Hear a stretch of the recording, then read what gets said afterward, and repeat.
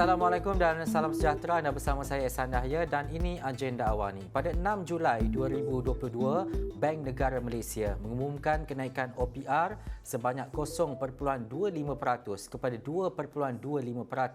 Ini dilakukan selepas ia dinaikkan kepada 2.00% pada Mei lalu. Ia adalah kenaikan kedua berturut-turut tahun ini selepas BNM menaikkan OPR sebanyak 25 mata asas kepada 2.00% Mei lalu. Adakah ini bermakna pendapatan boleh guna atau tunai di tangan isi rumah sudah berkurangan untuk kegunaan perbelanjaan harian? Bagaimana pula dengan pinjaman dan juga sektor perumahan? Kita nak bercakap berkaitan dengan perkara ini bersama-sama melalui Google Meet ketika ini Profesor Tan Sri Dr. Nur Azlan Ghazali yang merupakan Profesor Ekonomi UKM, Graduate School of Business, Universiti Kebangsaan Malaysia. Assalamualaikum Tan Sri. Waalaikumsalam warahmatullahi Ya. wabarakatuh. Pertama sekali Tan Sri, kenapa BNM, Bank Negara Malaysia membuat keputusan untuk menaikkan OPR? Apakah ini akan menyebabkan permintaan kurang daripada penawaran dan sekaligus mengurangkan kadar inflasi? Pertamanya kita harus faham bahawa polisi ini adalah polisi monetary yang dibuat oleh Bank Negara dan semakan ataupun mesyuarat jawatankuasa polisi monetary ini dibuat sekitar 2 bulan sekali, ya. Jadi pertamanya kita harus membaca betul-betul dengan penyataan polisi monetary yang dikeluarkan oleh Bank Negara. Bank Negara menyebut secara khusus bahawa mereka polisi monetary akan kekal akomodatif. Maksudnya kekal akomodatif untuk menyokong pertumbuhan ekonomi. Jadi tidak semestinya kenaikan kadar OPR itu diterjemahkan secara langsung mengatakan kita nak memperlahankan ataupun mengurangkan demand dan sebagainya. Saya tidak nampak tafsiran itu sebegitu, ya. Dan kenaikan kadar OPR ini, kadar dasar semalaman ini, sebenarnya kalau dibandingkan dengan sebelum kita berhadapan dengan pandemik COVID-19, masih lagi rendah. Kita masuk dalam pandemik pada tahun 2020 itu, pada ketika itu kadar adalah 3%. Dan kemudian pada tahun 2020, tahun yang kita berhadapan dengan krisis yang sangat besar, 4 kali kadar OPR ini telah diturunkan, mencecah tahap yang pada saya anggap sangat rendah lah, 1.75%. Dan juga Tan Sri, OPR berubah sebab pelbagai faktor ekonomi. Kalau kita nak tahu dengan lebih jelas, apa antara faktor kepada penentu perubahan OPR ini? Ya, sebenarnya bila mana jawatankuasa polisi monetary Bank Negara bermesyuarat, saya pasti mereka akan memperincikan, melihat, menganalisis hampir keseluruhan data-data ekonomi dalam negara dan juga luar negara semasa dan juga pastinya unjuran-unjuran yang akan dihadapi dalam masa yang terdekat.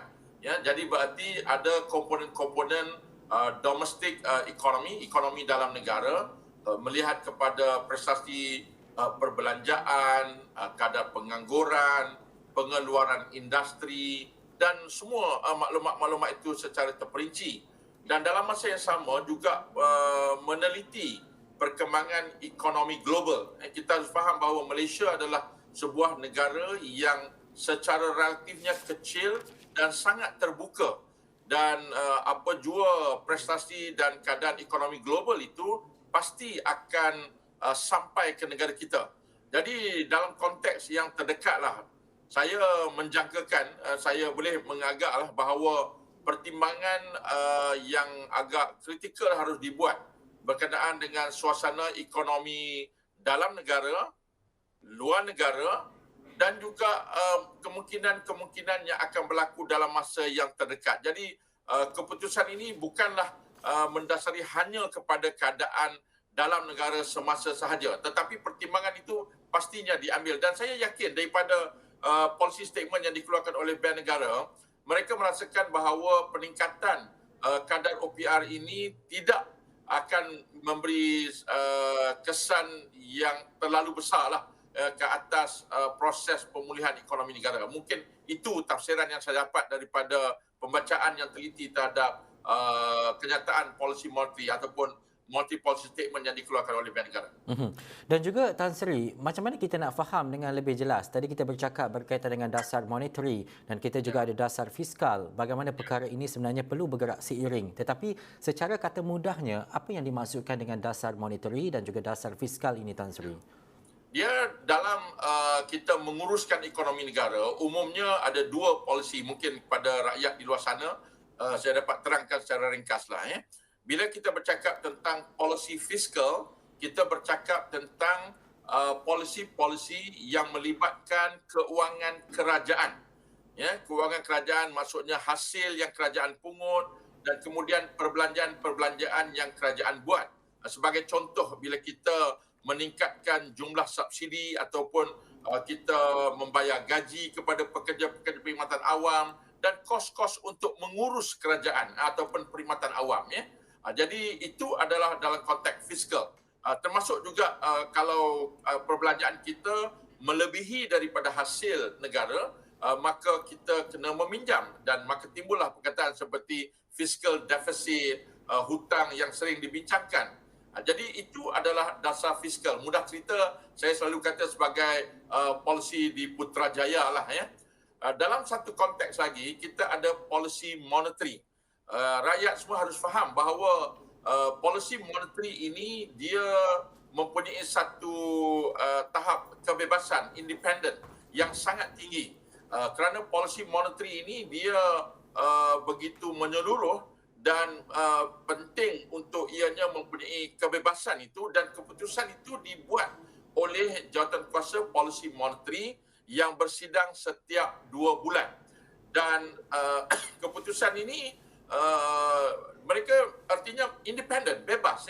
Semua bank-bank dunia, bank-bank pusat seluruh dunia mempunyai kebebasan yang sebegini. Dan lazimnya perkara yang menjadi perkara paling pokok adalah untuk memastikan kadar inflasi yang stabil dan suasana perekonomian terutamanya sektor kewangan yang menyokong ekonomi negara. Ehsan, kalau nak mudah cerita lah, kalau untuk kita selalu kadang-kadang ahli-ahli ekonomi menggunakan konsep lean against the wind. Maksudnya kita bank pusat ini biasanya dia bertindak untuk memberi kestabilan. Jadi kalau ekonomi itu terlalu pantas dan mungkin menyebabkan tekanan inflasi, biasanya bank pusat akan menolak balik supaya permintaan dan kadar inflasi itu dapat diredakan. Tetapi bila mana kadar pertumbuhan ekonomi dan juga inflasi yang rendah, ekonomi yang lembab, bank negara biasanya akan menolak supaya menurunkan OPR supaya meningkatkan lagi kecairan di dalam negara supaya ekonomi itu boleh lebih mudah berkembang. Jadi berarti kalau kita tengok secara khusus yang paling mudah nak faham masa pandemik 2020 lah, iaitu apabila OPR ini, kadar dasar semalaman ini diturunkan sebanyak 4 kali berturut-turut, Januari, Mac, Mei dan Julai 2020. Kemudiannya sepanjang tahun 2021 kekal 1.75. Jadi berarti pada masa itu kadar semalaman ini telah diturunkan untuk membolehkan ekonomi dapat bertahan dan juga kecairan dan sebagainya. Jadi berarti dia bertindak sebagai pengimbang begitu. Tetapi pastinya pergerakan ini juga ada tempias-tempias yang tertentu lah yang mungkin kita boleh bincang sebentar lagi. Ya, ini jelas apa yang Tan Sri nyatakan bila kita bercakap berkaitan dengan keseimbangan dan sebagainya. Dan juga Tan Sri, ada yang kata boleh dan juga ada yang kata tak boleh. Apakah kita boleh mencadangkan agar pelaksanaan OPR bersasar wajar dipertimbangkan kerajaan bagi menyokong perbelanjaan dan juga kesan kos sara hidup harian yang didepani golongan B40 atau sebahagian daripada M40? Ya. Dalam konteks OPR, kita bercakap tentang polisi monetary. Kalau kita lihat dalam konteks pertumbuhan ekonomi, memang kita dapati bahawa angka tunjuk indikator-indikator ekonomi dalam konteks ekspor, dalam konteks pengeluaran industri dalam konteks hasil jualan sektor pembuatan, wholesale, retail, runcit, pemborongan dan sebagainya memang telah menunjukkan peningkatan. Maksudnya the recovery, pemulihan itu sudah pun berlaku. Dan cuma yang menjadi persoalan kita sekarang ni, yang menjadi cabaran pada saya lah, ini tafsiran saya ya, saya bukan ahli jawatankuasa policy monetary, tetapi tafsiran saya ialah suasana global itu. Now, kalau secara lazim, yang lazim, saya cakap yang lazim dahulu, bila mana ekonomi semakin lembab, pertumbuhan OPR biasanya akan diturunkan, biasanya begitu. Jadi sekarang ini kita hadapi saya anggap sebagai satu persimpangan yang agak getir, terutama di negara-negara maju. Kalau kita ambil contoh di Amerika Syarikat katakan, mereka juga pulih daripada pandemik, pertumbuhan permintaan mereka begitu rancak, tetapi dalam masa yang sama mereka berhadapan dengan kadar inflasi yang tinggi, mencecah hampir 8%. Di UK mencecah hampir 9%. Jadi kenaikan kadar inflasi itu di negara sana dia didorong oleh permintaan yang tinggi. Jadi memang sepastinya Bank Pusat di Amerika Syarikat akan meningkatkan kadar polisi mereka. Untuk mereka kita faham. Dan untuk negara Eropah dan sebagainya, inflasi berlaku bukan sebab permintaan. Inflasi berlaku sebab kenaikan kos import bahan tenaga, krisis geopolitik Ukraine dan sebagainya. Jadi penyebab pada inflasi itu bukan permintaan, adalah lebih kepada bekalan ataupun penawaran yang berkurangan.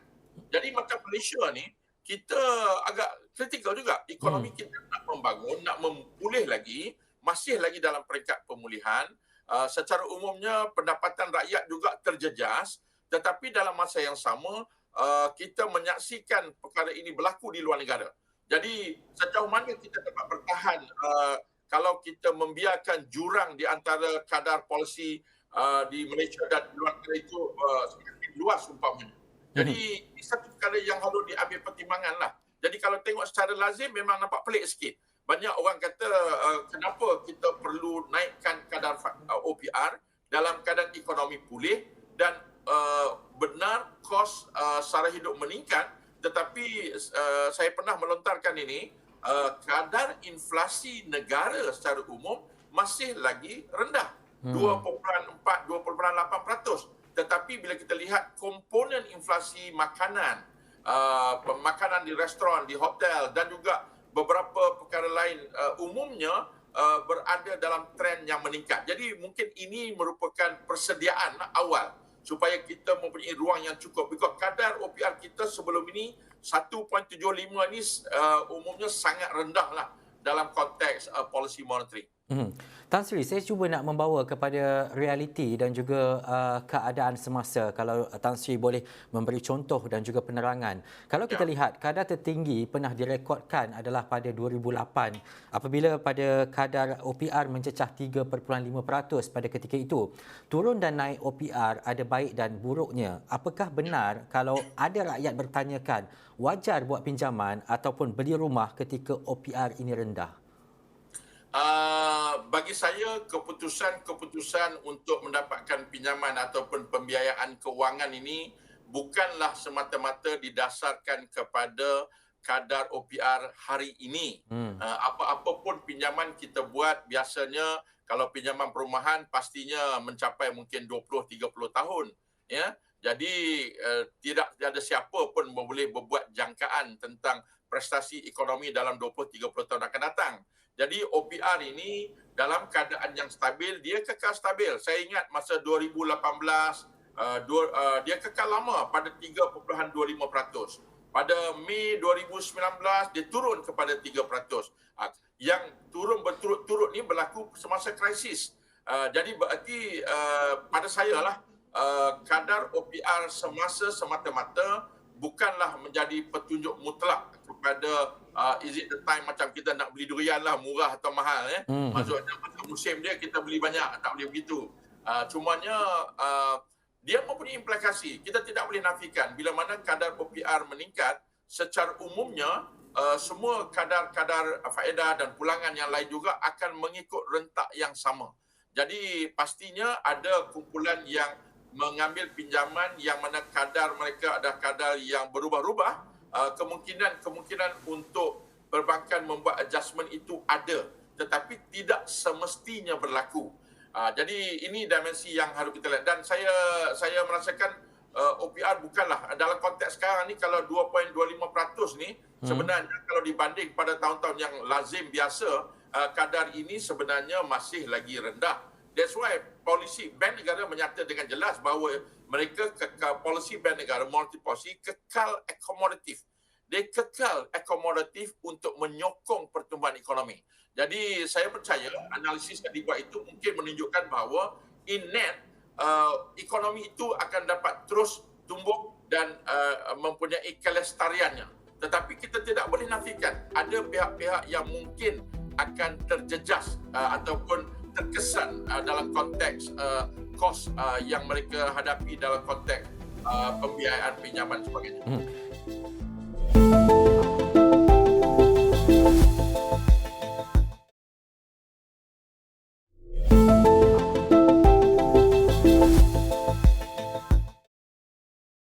Kita nak bercakap berkaitan dengan yang terjejas, mungkin yang terkesan daripada apa yang Tan Sri nyatakan tadi. Apabila kadar faedah bank ditentukan oleh OPR yang menentukan rangka kerja hala tuju kewangan negara untuk memastikan keseluruhan institusi kewangan mempunyai bekalan tunai yang stabil dan mencukupi. Dalam situasi ini, Tan Sri, bagaimana pula kesannya kepada pengguna seharian, peminjam dan sebagainya berdasarkan kepada situasi sekarang?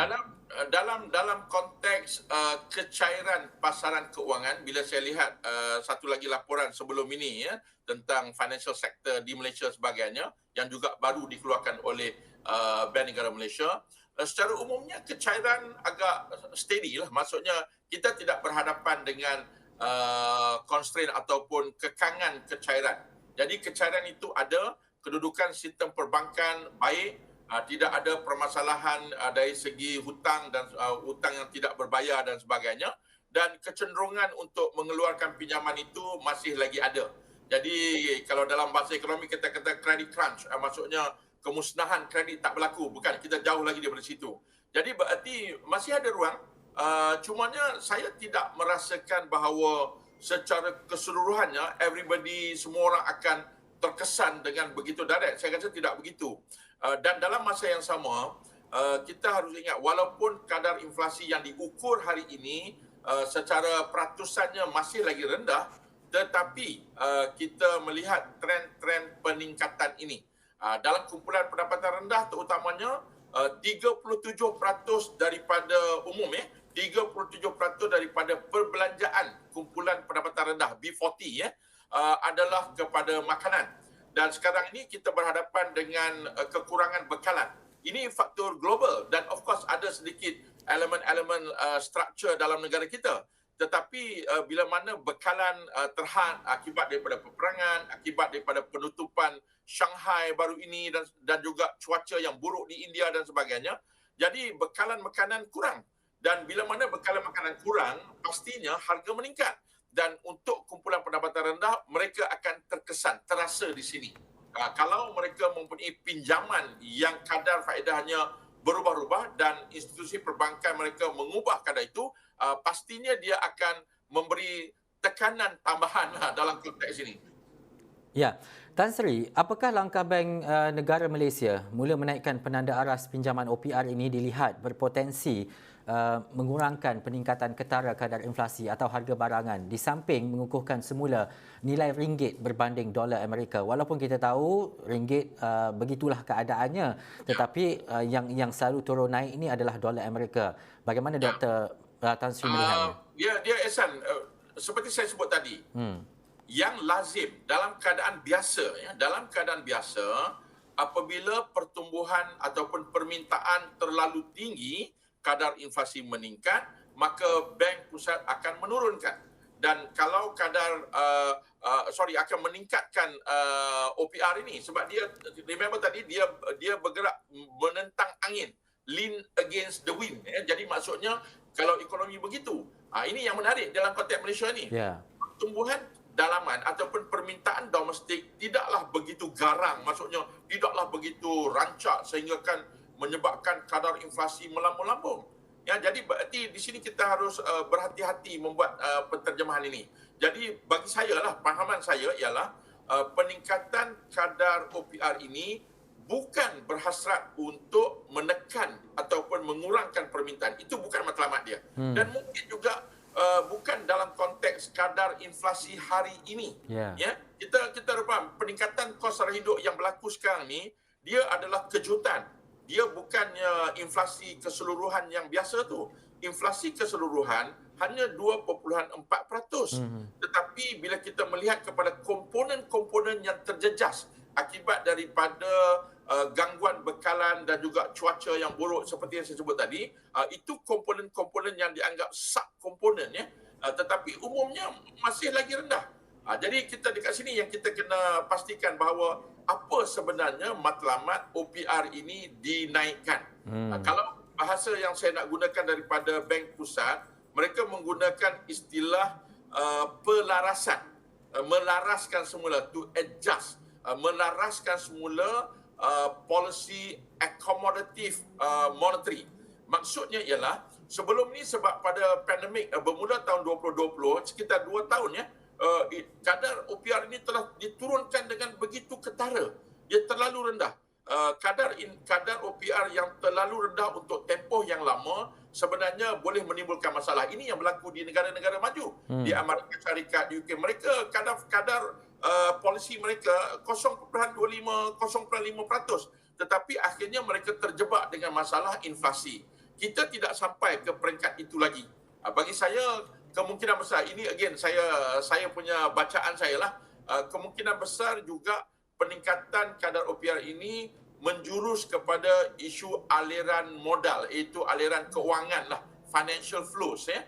Maksudnya keluar masuk dana. Jadi apa yang kemungkinan berlaku kalau sekiranya kita tidak selaraskan. Jadi di Amerika Syarikat, ambil contoh dua lah. Di Amerika Syarikat, kadar faedah mereka memang jelas. Dia akan ditingkatkan naik-naik. Sekarang ni 1.75, makin naik lagi. Itu telah dinyatakan dengan jelas. Jadi ini berkemungkinan memberi tarikan ataupun menyebabkan aliran modal keuangan, ya, keluar daripada negara. Jadi net outflow. Ada yang masuk, ada yang keluar. Tetapi kalau keluar itu terlalu tinggi, dia mungkin akan menjejaskan pula dalam konteks pasaran keuangan dan nilai mata wang asing. Maksudnya kadar tukaran negara kita lah. Kalau kita lihat sekarang ni, saya lihat sejak tahun 2021, kalau saya tengok sini, mungkin bermula daripada somewhere dalam bulan Oktober 2021, nilai mata wang kita telah menyusut. Dan sekarang ni, latest yang saya ada ni, 4.428 ringgit per dolar. Jadi perkara ini juga harus dilihat, ya. Jadi tapi saya rasa bukan Bank Negara nak mensasarkan ataupun targeting exchange rate, tetapi untuk memastikan bahawa aliran keluar masuk ini juga dia teratur dan terkawal. Dan juga faktor-faktor luar seperti yang Tan Sri sebut berkaitan dengan pandemik, krisis Rusia-Ukraine, sekatan ketat penularan wabak di China contohnya. Dan akhir sekali, Tan Sri, macam mana untuk kita mengelakkan kegusaran dalam kalangan rakyat apabila kita menyaksikan bahawa ada peningkatan, kenaikan peratusan terutamanya dalam bentuk OPR khususnya. Kadang-kadang ada dalam kalangan kita yang mungkin kurang jelas berkaitan apa itu OPR dan sebagainya. Tetapi bila ada kenaikan-kenaikan itu, mungkin ada perkataan ataupun perkongsian-perkongsian yang menyatakan ini naik disebabkan OPR. Akhir sekali, apa yang Tan Sri boleh katakan? Saya tidak nampak dalam konteks sejak kebelakangan ini banyak orang bercakap tentang kenaikan harga barangan terutamanya. Malahan Jabatan Perangkat Malaysia telah melaporkan dalam konteks makanan, hampir semua kategori makanan yang dipantau oleh mereka, hampir 93% daripada semua yang dipantau itu menunjukkan peningkatan di dalam harga. Jadi on makanan jelas. Makanan ini kita kena faham, ya, makanan ini dia very much faktor global. Jadi itu isu struktur yang perlu ditangani oleh negara kita. Sejauh mana kita kebergantungan kita terhadap makanan yang diimport, ya. Jadi itu sebenarnya faktor yang tidak boleh bagi saya dikaitkan dengan isu OPR. Jadi OPR ini bukan menangani isu itu pandangan saya. dan dalam masa yang sama cumanya sedikit kecelaruan ataupun kerisauan, iaitu bagi kumpulan pendapatan rendah yang banyak melibatkan hutang pinjaman, kumpulan ini mungkin akan terkesan juga. Dan kedua ialah sejauh mana polisi fiskal kerajaan Malaysia, ini berbeza ya, polisi monetary bank negara, polisi fiskal oleh kerajaan Malaysia dapat membuat suntikan-suntikan. Sekarang ini kita lihat Kementerian Kewangan telah menyatakan bahawa subsidi hampir mencecah rekod 80 bilion dan banyak sangat permintaan dan harapan supaya kerajaan terus menyalurkan subsidi, sedangkan kita punya defisit dan juga kekangan yang dihadapi dalam konteks hasil kerajaan dan perbelanjaan kerajaan menyebabkan hutang yang semakin tinggi. Jadi bagi saya keadaan sekarang memang keadaan yang mencabar, yang penting untuk kita mengimbangi polisi fiskal dan juga polisi monetary ini dan memastikan bahawa ekonomi kita dapat pulih dan harga dan sebagainya dapat diturunkan. Untuk harga, Ehsan, untuk harga ni kita settle beberapa perkara struktural dulu. Contohnya monopolistik, rantaian bekalan, produktiviti dan sebagainya. Boleh ada subsidi tetapi tidak boleh selama-lamanya. Jadi kena diberi fokus bersasar. Saya sangat menganjurkan subsidi yang bersasar kerana ia akan memberi kecekapan di dalam pengurusan keuangan kerajaan. Menarik juga akhir sekali bila Tan Sri cakap berkaitan dengan subsidi ni, nanti kita boleh bercakap panjang ataupun ada lain khusus berkaitan dengan subsidi ni. Baik, terima kasih. Saya mengharapkan agar penonton juga jelas apa yang dinyatakan oleh Tan Sri tadi. Saya rasa cukup jelas kita melihat kepada keadaan dan juga situasi, terutamanya apabila kita mengetahui berkaitan dengan kadar OPR yang ditetapkan oleh Bank Negara Malaysia. Terima kasih sekali lagi Profesor Tan Sri Dr. Nur Azlan Ghazali, Profesor Ekonomi UKM, Graduate School of Business, Universiti Kebangsaan Malaysia UKM. Sekian dulu agenda awani. Saya Ehsan Dahaya. Assalamualaikum, jumpa lagi.